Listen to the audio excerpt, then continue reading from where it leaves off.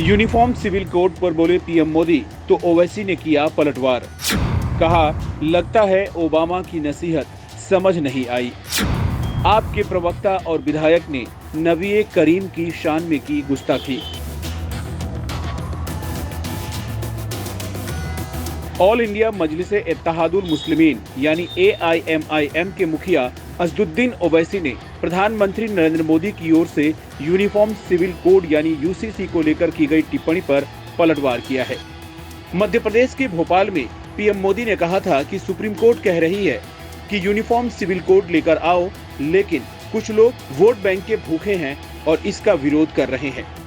देश के संविधान में एक कानून की बात कही गई है, ऐसे में एक घर में दो नियम चलेंगे क्या? कुछ लोग मुस्लिम भाई बहनों को भड़का रहे हैं।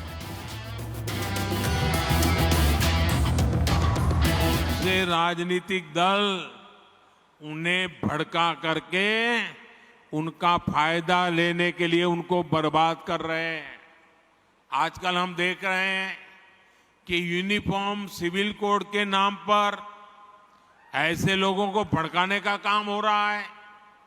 आप मुझे बताइए, एक घर में परिवार के एक सदस्य के लिए एक कानून हो, परिवार के दूसरे सदस्य के लिए दूसरा कानून हो, तो क्या वो घर चल पाएगा क्या?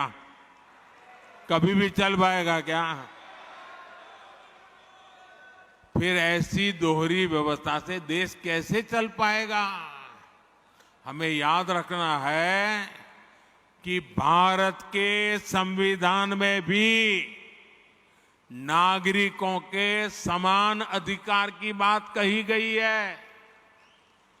साथियों, ये लोग हम पर आरोप लगाते हैं, लेकिन सच ये है कि यही लोग मुसलमान करते हैं।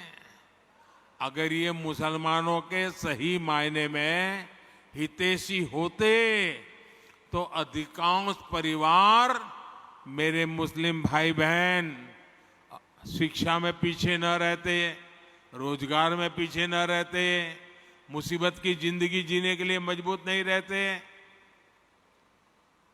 और सुप्रीम कोर्ट ने बार बार कहा है, सुप्रीम कोर्ट डंडा मारती है, कह रही है कॉमन सिविल कोड लाओ, लेकिन ये वोट बैंक के भूखे लोग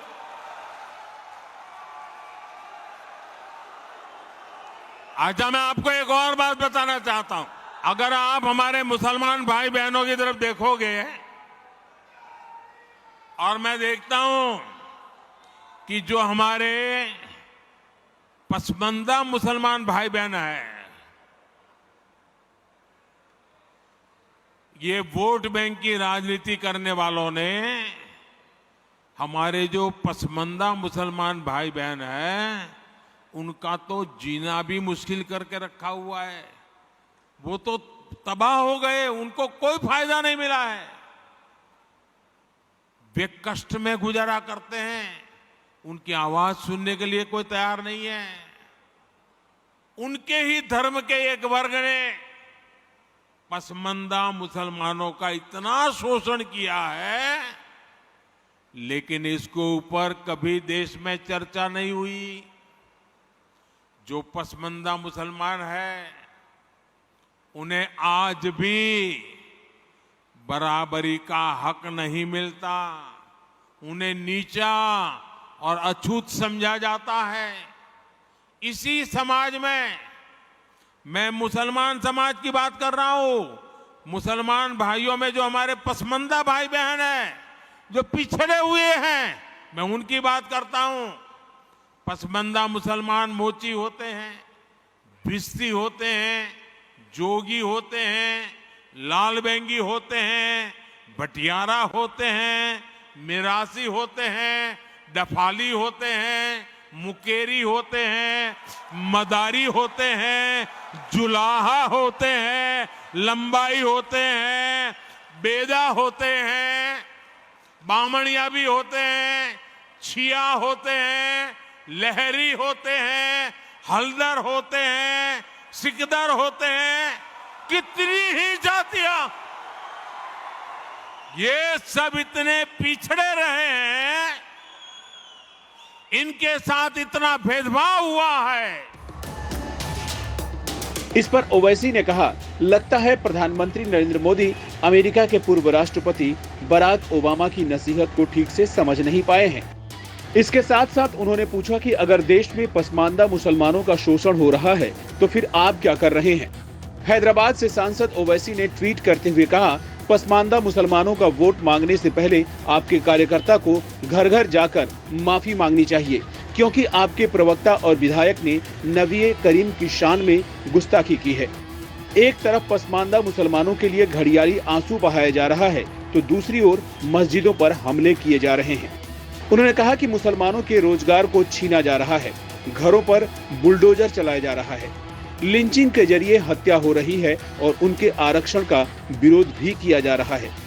आपकी सरकार ने गरीब मुसलमानों की स्कॉलरशिप भी खत्म कर दी है। AIMIM सांसद ने आगे कहा कि आप पाकिस्तान के कानून का हवाला दे रहे हैं और कह रहे हैं कि वहां 3 तलाक पर रोक है। आपको पाकिस्तान के कानून से इतनी प्रेरणा क्यों मिल रही है? भारत में तो 3 तलाक कानून ला दिया गया, लेकिन जमीनी स्तर पर कोई असर नहीं पड़ा। उल्टा महिलाओं का शोषण और बढ़ गया। अगर आपको कानून बनाना ही है तो उन मर्दों के खिलाफ बनाना चाहिए जो शादी के बाद अपनी पत्नी को छोड़कर फरार हो जाते हैं। आप क्या हिंदू अविभाजित परिवार को खत्म कर देंगे, जिसकी वजह से देश को हर साल 3000 करोड़ से ज्यादा का नुकसान हो रहा है।